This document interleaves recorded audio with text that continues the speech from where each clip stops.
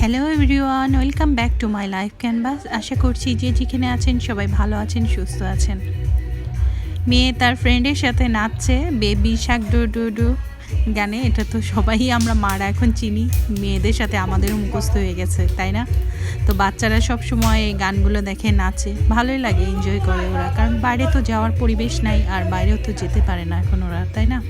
School বন্ধ, সারাদিন ঘরের মধ্যে একটা বোরিং টাইম কাটে ওদের। তো যাই হোক, ওরা একটু ড্যান্স করছিল, এটা শেয়ার করলাম আপনাদের সাথে ভিডিও করে, ভালোই লাগে দেখতে। বেকিংয়ের কাজের উপরে আমার একটা দুর্বলতা আছে। তো কেক বানাই, মোটামুটি ভালোই হয়, কিন্তু প্রফেশনালি কেক বানানো খুব কঠিন ব্যাপার। আসলে কেকটা ভালো হওয়া কিন্তু এত সহজ ব্যাপার না। কেক অনেক প্র্যাকটিস করার পরে একটা কেক ভালো হয়। প্রথম অনেক কেক নষ্ট হয়, অনেক কিছুই নষ্ট হয়। তো প্র্যাকটিস করতে করতেই সব কিছু ভালো হয়ে যায়। যেমন practice makes a man perfect একটা কথা আছে, এই কথাটা কিন্তু খুবই খুবই সত্য কথা। তো রান্নার চ্যানেলের পিছনে সময় দিতে দিতে, আমার তো একটা কুকিং চ্যানেল আছে, আপনারা নিশ্চয়ই জানেন। তো 2.5 বছর ধরে, প্রায় 3 বছর হতে গেল, এটার পিছনে সময় দিতে দিতে আমার আর অন্য কিছুতে আমি সময় দিতে পারি না। তো খুবই মাঝে মধ্যে এত কার্ভিং হয় কেক খাওয়ার জন্য, এত ইচ্ছা হয় বাইরে থেকে প্রচুর কেক পেস্ট্রি কিনে কিনে খেয়ায়। এতটা ভালোও লাগে না, কিন্তু অনেক টাকা ওয়েস্ট হয়। তো যে টাকায় কিনে খায় সেই টাকা দিয়ে নিজেরা যদি একটু তৈরি করতে পারি, মজা করে গোটা আস্ত কেকই খাওয়া যায়। আসলে এটা ঠিক বললাম না, কি বলবেন? তো অনলাইন থেকে কিছু জিনিস আনিয়েছি, কেক বানানোর সব কিছুই আমার বাসায় আছে। কারণ আমি কেক বানানো শিখেছি কয়েকটা প্রফেশনাল যারা কেক বানানো শেখায় আপুদের কাছ থেকে। তো তাদের নাম আমি বলছি না, যাই হোক। তো এই ফ্লোরা ক্রিমটার জয় জয় গান এখন চারিদিকে। আর ফ্লোরা ক্রিমটা কেমন আমি একটু টেস্ট করতে চাচ্ছি, শুনলাম ভালোই। আর এই ক্রিমটা নাকি খুব তাড়াতাড়ি শিফট হয়ে যায়, খুব তাড়াতাড়ি মানে উইস্ক করলে, বিট করলে তাড়াতাড়ি ফোম তৈরি হয়ে যায়। আর ক্রিমটা সহজে গলেও না, এর মধ্যে কোনো জেলেটিন বা আদার্স কিছু ব্যবহার করার প্রয়োজন হয় না, চিনিও দরকার হয় না শুনলাম। আর খুবই রিজনেবল কেকটার যে ক্রিমটা, এই ফ্লোরা ক্রিমটার দামটাও কিন্তু অতিরিক্ত বেশি না।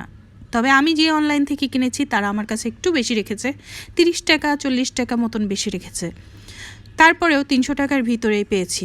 তো কেক বানানোর সব জিনিস আমি ধুয়ে আগে থেকেই এখানে রেখে দিয়েছি, কারণ এগুলো আসবে আজকে, আমি জানি আজকে একটা কেক বানাবো, ডিসিশন নিয়েছি। তো বিকালে দুপুর থেকে ধরেছিলাম, এটা 3টা থেকে শুরু করেছিলাম, প্রায় 7টা 8টার দিকে গিয়ে কেক বানানোটা শেষ হয়েছে রাত্রে। তো এই আনাড়ি হাতের একটা লেমন স্পঞ্জ কেক বানিয়েছি। এর রেসিপিটা আমার কুকিং চ্যানেল এনজয় কুকিংয়ে আছে। কেকটা খুব যে বেশি পারফেক্ট হয়েছে, একদমই পারফেক্ট হয়েছে বলবো না, তবে খেতে খুবই মজা হয়েছিল, মজা করে খেয়েছি, স্বাদটাও ভালো ছিল। তো আস্তে আস্তে হয়তো বা এর থেকেও অনেক ভালো কেক তৈরি করতে পারবো যদি প্র্যাকটিসটা চালু রাখি। কারণ কেকটা তৈরি করতে, যদি তৈরি না করি, যদি আমার হাত না আসে কেকের উপরে, তাহলে কিন্তু কেক বানানো কখনোই আমি শিখতে পারবো না। আর আসলে বাচ্চা, সংসার, এই ব্লগিং চ্যানেল, কুকিং চ্যানেল, এগুলো করতে করতে খুব হাঁপিয়ে উঠি মাঝে মধ্যে, সব কিছু করে উঠতে পারি না। তো যাই হোক, মেয়ে হ্যাপি বার্থডে টু ইউ গান গাচ্ছে আর কেকটা কাটছে, ও মনে করছে যে বার্থডে হচ্ছে কারো, বাচ্চারা তো বোঝেনি।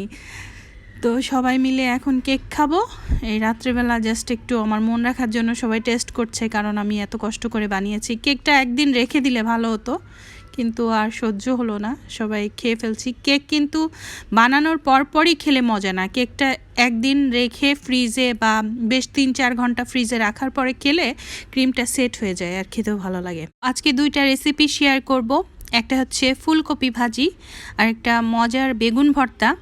তো এই 2টা রেসিপি বলতে পারেন সাধারণ রেসিপি, অহরহে আমরা রান্না করতে পারি, ঠিক তো? কিন্তু আমার কাছে এটা স্পেশাল রেসিপি, কারণ এই ভাজিটা আমি যেভাবে করি আমার বাসার লোকেরা খুবই পছন্দ করে। আমার হাজবেন্ড তো কয়দিন পরে পরেই আমাকে বলে এই ভাজিটা এইভাবে করো, আমার খুব ভালো লাগে।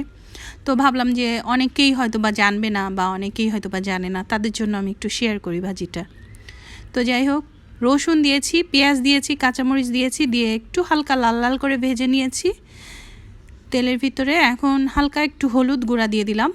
দিয়ে আমি কিন্তু ফুলকপিগুলোকে হাত দিয়ে ছোট ছোট ছোট ছোট এই ফুলগুলো এক একটা ফুল ছিঁড়ে নিই, আর মাঝে যে ফুলটা থাকে মোটা যেটা ছেঁড়া যায় না সেটা কেটে নিই ছুরি দিয়ে, একদম এরকম ছোট ছোট টুকরো করে কেটে নিই।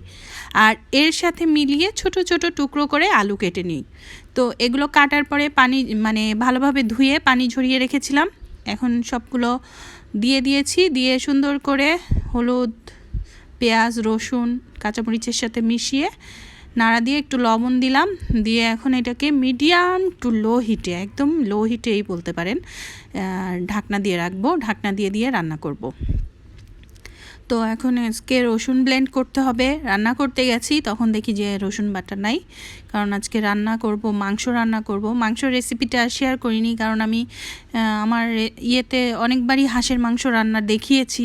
আজকে হাঁসের মাংস রান্না করেছি, রেসিপিটা আছে, পরে হয়তো বা কোনো একটা ভিডিওর সাথে শেয়ার করে দিব। তো রসুনটা ঝটপট ব্লেন্ড করে নিচ্ছি। আর এই অল ইন ওয়ান হ্যান্ড ব্লেন্ডারটাই ভালোই ব্লেন্ড করা যায়, খুব সহজে, খুব তাড়াতাড়ি। অল্প কিছু জিনিস ব্লেন্ড করতে হলে চট করে ব্লেন্ড করে ফেলা যায়, সহজ হয় কাজটা। তো এরকম ব্লেন্ডার থাকা কিন্তু ভালোই, বাসায় অনেক কিছুই সহজে করে ফেলা যায়। তো যখন বাসায় কাজের আপা বা মানুষ না থাকে তখন কিন্তু খুব কষ্ট হয় আমাদের, পাটায় বসা বা বড় মিক্সিতে এত অল্প একটু জিনিস ব্লেন্ড করাও খুব কেমন একটা ব্যাপার হয়ে যায়। তো এইরকম ছোটোখাটো মিক্সির মধ্যে কিন্তু খুব তাড়াতাড়ি করে ফেলা যায়। তো যাই হোক, রসুনটা ব্লেন্ড করে নিলাম, নিয়ে যতটুকু লাগবে রেখে আবার বক্সে করে আমি রেখে দিচ্ছি। আপনারা, আমি জানি না আপনারা রসুন যখন ব্লেন্ড করেন বাটার সময় এই ব্লেন্ডের ভিতরে ভিনিগার অথবা লবণ, তেল এগুলো অ্যাড করেন নাকি। আমি কিন্তু এগুলো কিছুই অ্যাড করি না, এইভাবে রসুন ব্লেন্ড করে ডিপ ফ্রিজে রেখে দিই। তো অনেক দিনই থাকে, যতদিন পর্যন্ত। আমার তো প্রতিদিনই রসুন লাগে, মাছ খায়, মাছে তো রসুন দিই, তো রসুন তো লাগেই। 1 সপ্তাহ 2 সপ্তাহের ভিতরেই শেষ হয়ে যায়। তো আমার কিন্তু রসুনগুলো নষ্ট হয় না। তো আরেকবার নেড়ে দিলাম ভাজিটা। তো এইভাবেই হালকা, মানে চুলার আঁচটা হালকা রেখে এইভাবে ভেজে নিব। আর দেখুন আলুগুলো সিদ্ধ হয়ে গেছে কিন্তু। আর তেলটাও কিন্তু খুব কম লাগে এই ভাজিতে, কারণ হালকা আঁচে রান্না করলে ভাজিটা যেতে তেল বেশি লাগে না। তো এখানে মিডিয়াম সাইজের 2টা দেশি টমেটো কেটে দিয়ে দিলাম। অবশ্যই চেষ্টা করবেন দেশি টমেটো দিতে, আর দেশি টমেটো দিলে কিন্তু এই ভাজিটা একটু টক টক হয়, খেতে বেশি মজা লাগে। তো টমেটো দেওয়ার পরে, টমেটোটা লাস্টের দিকে দেওয়া এই কারণেই, টমেটো যদি টক হয় আলু কিন্তু সেদ্ধ হবে না, আর ফুলকপিও কিন্তু সেদ্ধ হতে যাবে না। তো এখন আবার নাড়াচাড়া দিয়ে একটু লবণ দিয়ে দিলাম, লবণটা কম হয়েছিল, আবার ঢাকনা দিয়ে দিলাম, দিয়ে আর একটু রান্না করব।